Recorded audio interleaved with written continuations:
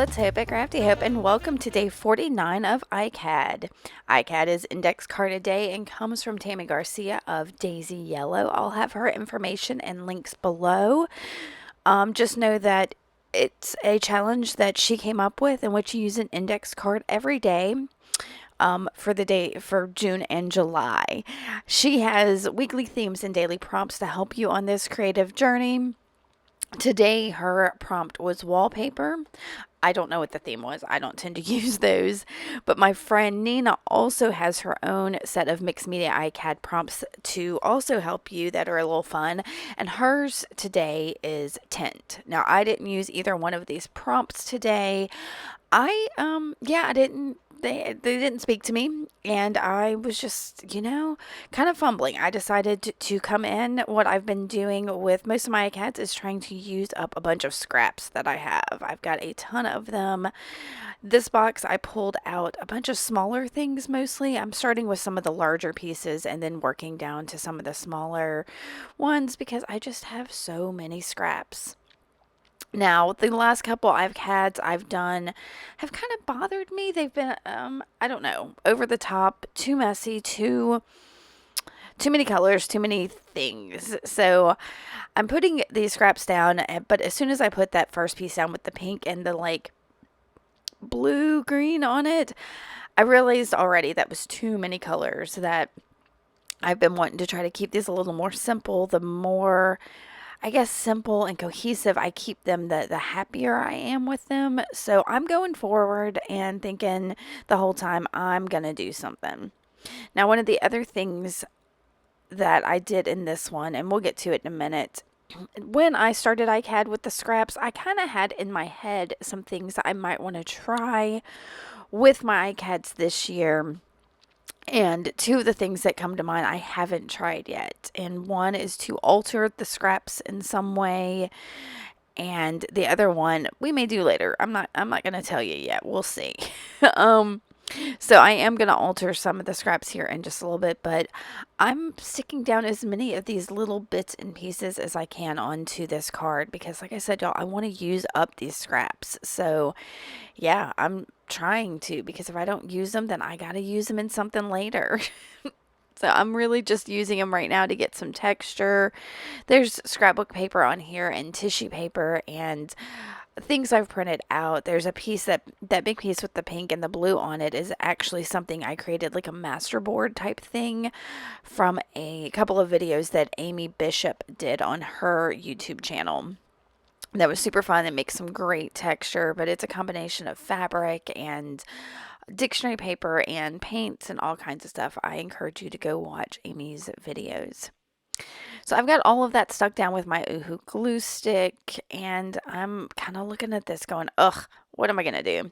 So I'm going to grab my Liquitex Basics white gesso and put that down on the card and use a brayer to kind of go over it. Again, it was really that pink and that little bit of blue that was bothering me the most because the colors there would make it kind of forced me to go in a certain direction, and I didn't want to be forced. I wanted to play and kind of see what happens. So yeah, I covered up all of that pretty stuff, but you can see little hints and peeks of it in this. And I'm going to go ahead and try that. And then something made me wanted to bring color back in with some of my hand carved stamps. So I grabbed one of those, the one I pulled out. I love that stamp, y'all. It's a little damaged.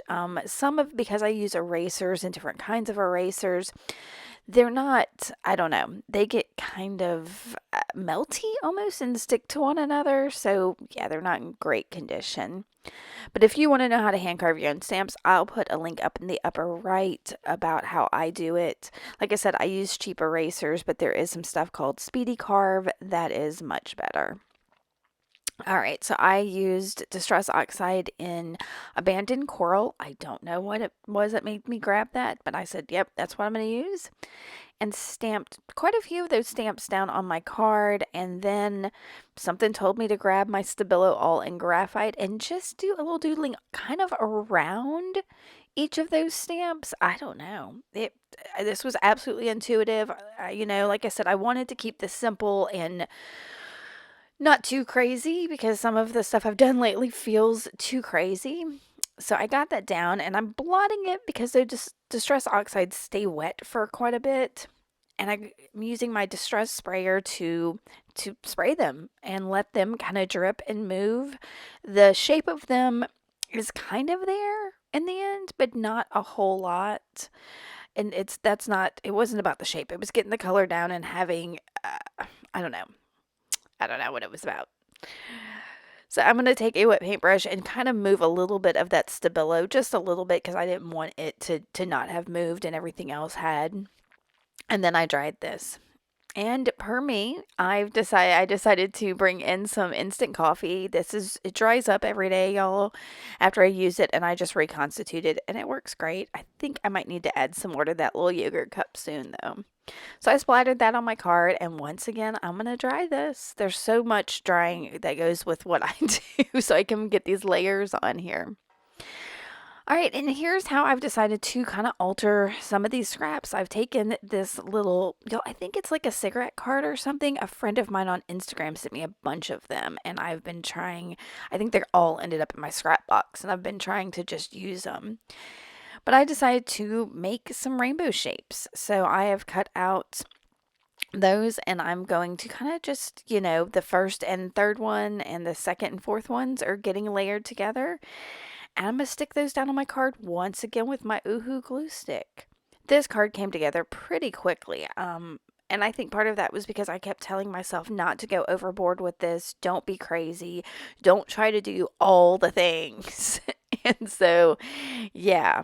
And I'm also trying to remind myself that if I use some of the same materials and same techniques, that's okay. That means that's my style. And I'm not going to do the same thing every time. So I'm not going to end up with the same results every time. Even if I do use the exact same colors or the exact same techniques, it's okay. So I'm trying to work with that. And all right, so I wanted to highlight my rainbows. They were kind of getting lost in that background. So I used my Stabilo all pencil in black to go around just the outside of each of those rainbows. And I'm going to activate that with a super thin paintbrush. And some of it gets onto that, that card, those little, whatever they are, those little ticket cards. And that's okay. I don't really mind that. In some of the photos at the end, you can see that white peeking through. And I really kind of love, that I didn't do it on the inside of those as well. So it worked out really well. And I said, okay, let's not go too much further. And I grabbed these are the Tim Holtz quote chips theories. They're the newer ones, I believe, and almost immediately found this one that says today is full of possibilities, and knew I wanted something simple like a piece of fabric to back it. I was thinking I would do something kind of off-white, kind of the same color as those little rainbows, but nothing jumped out immediately. And this piece of black, like canvas stuff that I have in my stash did. And I think my only regret is not putting that toward the bottom because the darkness of it gives it so much weight that I felt like it needed to be at the bottom. But it wasn't until after I glued this down that I realized see, I put it there and was like, no, I want my rainbows to show. So I'm moving this around. I'm going to end up sticking in a place I didn't expect. But I'm going to use matte gel medium to do that. But first, I decided as I'm looking at it here, I realized I wanted some more dark on this card.